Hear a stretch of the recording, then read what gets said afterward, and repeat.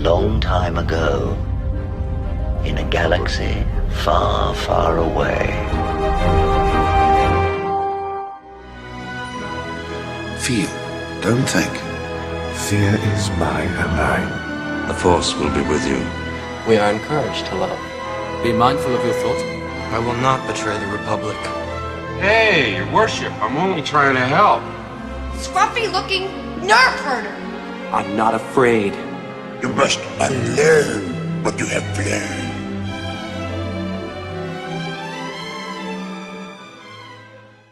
I think one of the greatest things in Star Wars is the mysterious characters. Darth Vader being the original mysterious character. We didn't know who he was. We didn't know what he was. Obi-Wan Kenobi said he killed Anakin Skywalker. Luke believed him. And then the plot twist happened in The Empire Strikes Back, when he says to Luke, "No, I am your father." Then the mystery of Anakin Skywalker opens. Who was Anakin Skywalker? What caused him to fail to the dark side? Now, plenty of people, including me, thought he was lying, but that's too easy. That's too easy. He was actually Anakin Skywalker, fallen Jedi, the chosen one. And the whole time before that, as Obi-Wan said, he's more machine now than man, twisted and evil. And then we started wondering, how could he have fallen? What caused this to happen? His need to defend Padme's life, to extend her life, because he was so attached to her, selfishly, I might add, caused that. And he exposed himself to Palpatine, who then used it to twist him and manipulate him. And Anakin, being young and silly, fell for it. And Anakin became the mystery of Darth Vader, and Darth Vader became the mystery of Anakin. They are the same person. And Darth Vader was the half of Anakin Skywalker that was brutal, callous, and determined to destroy everything in his path because of the pain he felt.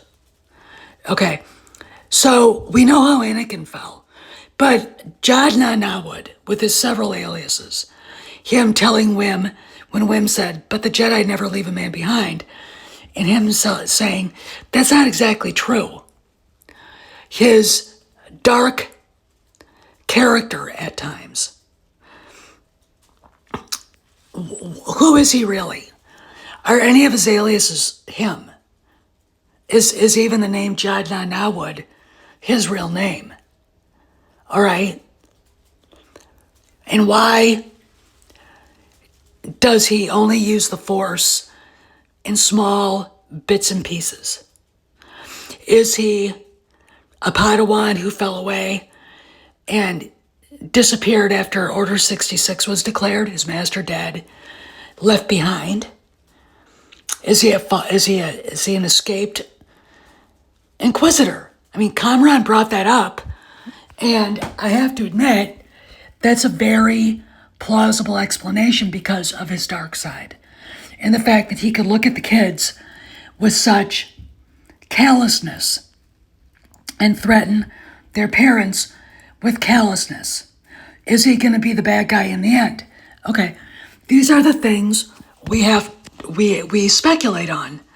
And because we're Star Wars fans, we've been doing this since A New Hope. We wanted to know who the Emperor was. We wanted to know who Darth Vader was. And when we found out, it was a shock. Now, these are all Nawood's aliases: Crimson Jack, Silvo the Mad Captain, or simply Silvo, Dash Zenton, Jodwick Zank, and Professor Imian Gorlox. Is he any of these people? Is he actually Jadna Nawood? Who is he? And why does he have such a dark side to him? Where did that come from? I think that a runaway inquisitor might actually work. Okay. A Padawan that was forgotten, who embraces his inner demons and his inner dark side to survive might actually work. This is actually almost, in my opinion, a darker version of Han Solo that we've seen, because Nawood is a scoundrel. Nawood is a pirate. He's whatever he has to be to survive. Han Solo was like that, but Han Solo, his mystery should be his origin story, like Nawood's. Now, we've had one attempt by Lucasfilm to do a very sloppy origin story, and it's really not, it's not worth watching, okay? Don't care if you liked it. If you liked it, you don't have any taste, and you don't really care about the character.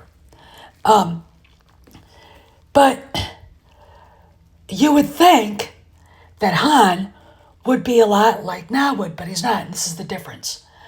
Han is essentially a good guy, no matter what bad shit happened to him as a child. Leia brings out the best in him. This is why that relationship worked, okay? She was able to smooth a lot of Han's rough edges, okay? That is the difference between him and Nawood. And Nawood takes his past out on everybody else. Han does not. That's the difference. Nawood is a lot like Anakin Skywalker in this instance, turning to the dark side. Okay, that is the difference. And I think it's really an amazing way of playing the character. Okay, so let's talk more. My name is Maximus Decimus Meridius. My name is Jeff. My name is Maximus Decimus Meridius. My name is Jeff. My name is Maximus Decimus Meridius. My name is Jeff. My name is Maximus Decimus Meridius. My name is Jeff. This is Master Obi-Wan Kenobi. I regret to report that both our Jedi Order and the Republic have fallen.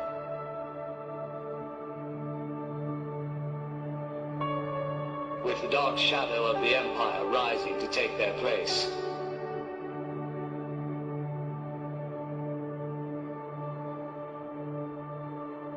This message is a warning and a reminder for any surviving Jedi.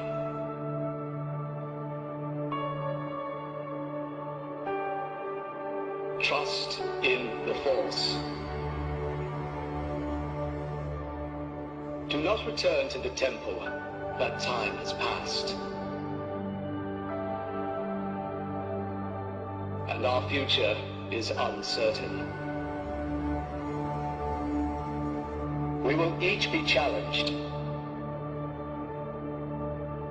Our trust, our faith, our friendships.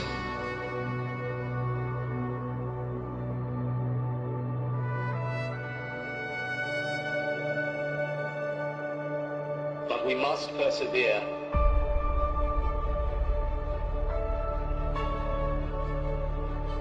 And in time, a new hope will emerge.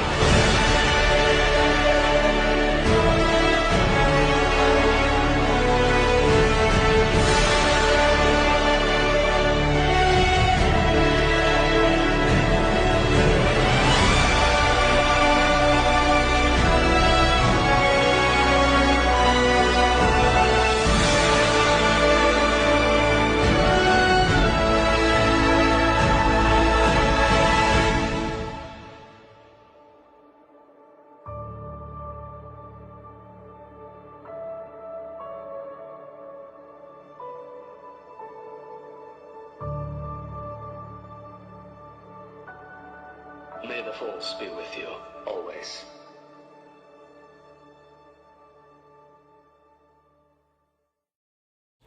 What's interesting is that the lightsaber hilt of the lightsaber they found in Renaud's booty lair wasn't a lightsaber anybody's familiar with. It's not Revens. It's just some Jedis. Okay, we don't know who. It doesn't matter. We don't know who Renaud is. He's just this mythological figure that seemed to actually be real. And he's someone Nawood identifies with and wants to emulate. Okay?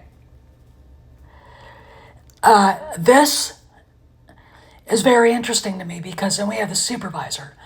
We hear his voice, very jolly sounding guy, kind of sounds like Palpatine. And I know that there's some fucked up rumor going around that it is actually Palpatine. It's not.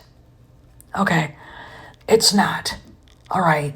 The thing about it is,